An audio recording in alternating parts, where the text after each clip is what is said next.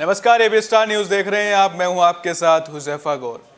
और आपको बता दें कि कानपुर में बीजेपी का बूथ अध्यक्ष सम्मेलन का आज आगाज हुआ, जहां बीजेपी के राष्ट्रीय अध्यक्ष जेपी नड्डा पहुंचे हैं, जहां वो सभा को संबोधित कर रहे हैं। आइए सुनते हैं वो क्या कुछ कह रहे हैं।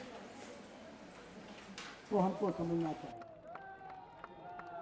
मित्रों, अगर मैं खाद की बात करूं और मैं फर्टिलाइजर की बात करूं, तो फर्टिलाइजर के लाइन में लग करके लाठियां चलती थी।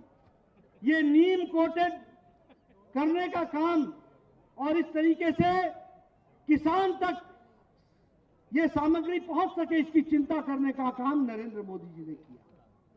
और अगर मैं डीएपी की बात करूं तो 2400 की बोरी 140% सब्सिडी देकर 1200 रुपए में पहुंचाने का काम किया। तो नरेंद्र मोदी जी की सरकार ने किसानों को किया है, यह हमको ध्यान में रखना चाहिए। उसी तरीके से प्रधानमंत्री फसल बीमा योजना में 29 करोड़ लोगों ने इसका लाभ उठाया है, 29 करोड़ किसानों ने। सॉइल हेल्थ कार्ड, ये लगभग 28 करोड़ किसान के, तो ये सॉइल हेल्थ कार्ड का सर्टिफिकेट डिस्पैच हो चुका है।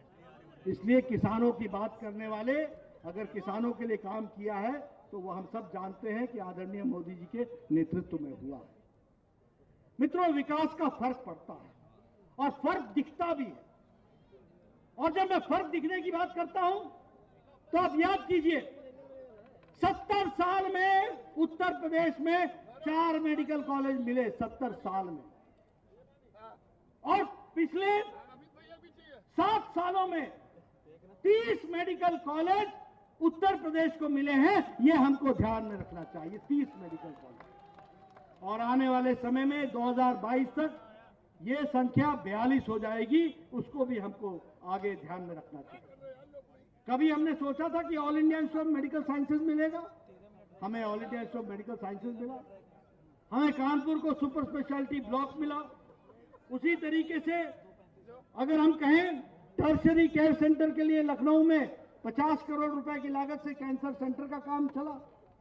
और अगर मैं विकास की दृष्टि से कहूं तो फिर प्रधानमंत्री आवास योजना में लगभग, जो 5 तारीख को लखनऊ आए थे प्रधानमंत्री जी, तो 75 जिलों में 75,000 बहनों को प्रधानमंत्री आवास योजना में मालिकाना हक दिया। तो आदरणीय मोदी जी ने दिया, यह भी हमको समझना चाहिए और जानकारी रखनी चाहिए।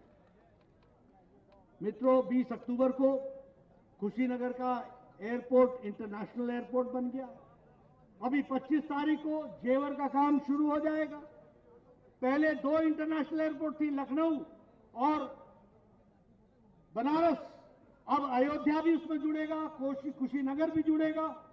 और इसके साथ साथ आगे जेवर भी इंटरनेशनल एयरपोर्ट बन करके तैयार होगा और वह उत्तर प्रदेश की नई कहानी कहेगा। वो अभी मैं आप सब लोगों के साथ चर्चा करना चाहता हूं।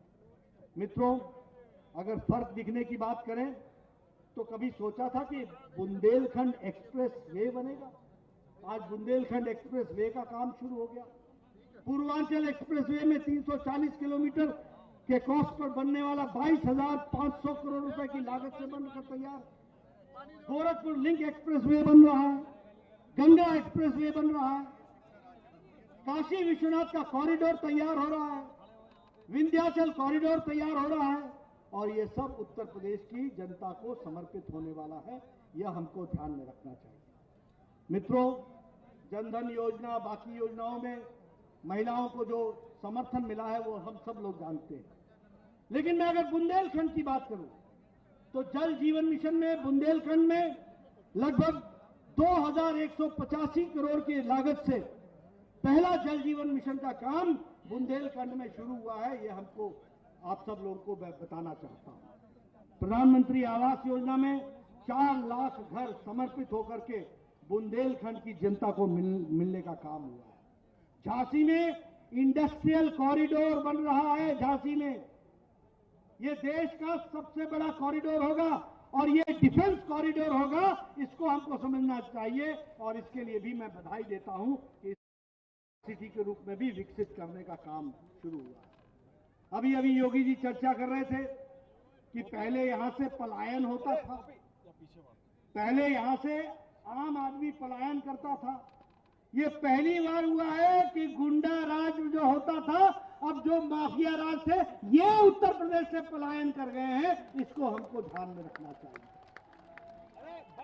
सपा की सरकार में,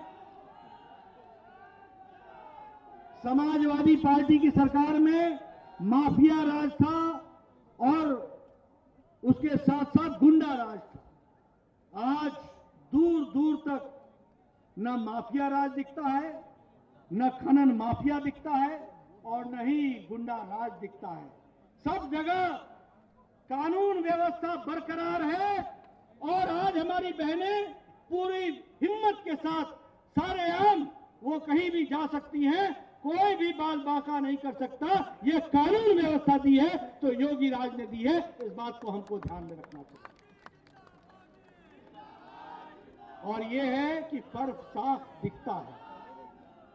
आपको जानकर खुशी होगी कि डकैती के केस 70% की कमी आई है। 70%।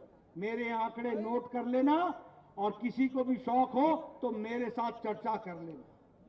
उत्तर प्रदेश में लूट के मामले 65% घट गए हैं।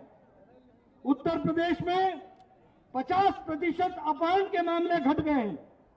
उत्तर प्रदेश में 33% बलात्कार के किस्से घट गए हैं और हत्या के भी 25% घट गए हैं।